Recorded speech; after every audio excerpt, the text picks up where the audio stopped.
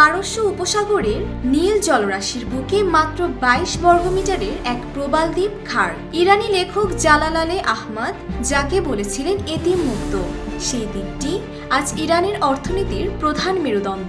Bushehr প্রদেশ থেকে 28 kilometre দূরে অবস্থিত এই নিষিদ্ধ দ্বীপে সাধারণের প্রবেশাধিকার নেই, কড়া পাহারায় রয়েছে বিপ্লবী গার্ড বাহিনী।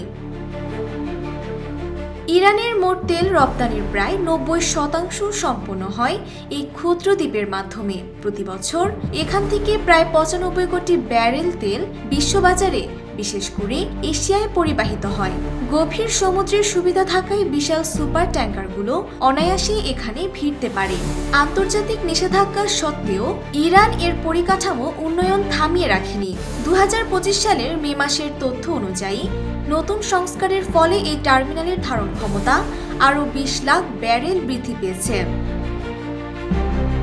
তবে খার দ্বীপের পরিচয় কেবল তেলেই সীমাবদ্ধ নয়, এর মাটির নিচে চাপা পড়ে আছে এলামাইট, আকিমিনিট ও সাসানির যুগের হাজার বছরের ইতিহাস। দ্বীপে থাকা একটি প্রাচীন শিলালিপিকে পারস্য উপসাগর নামের অন্যতম পুরনো দালিলিক প্রমাণ হিসেবে বিবেচনা করা হয়।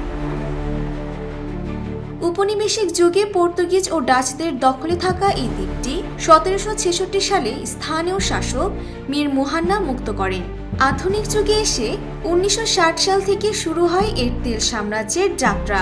ইরাক যুদ্ধের ভয়াবহ ধ্বংসলীলা কাটিয়ে ওঠে আজ এটি ইরানের সবচেয়ে গুরুত্বপূর্ণ কৌশলগত স্থাপনা। মধ্যপ্রাচ্যের বর্তমান উত্তেজনার প্রেক্ষাপটে এই দ্বীপটি এখন সামরিক ও অর্থনৈতিকভাবে বিশ্বের অন্যতম নজরদারির কেন্দ্রে পরিণত হয়েছে।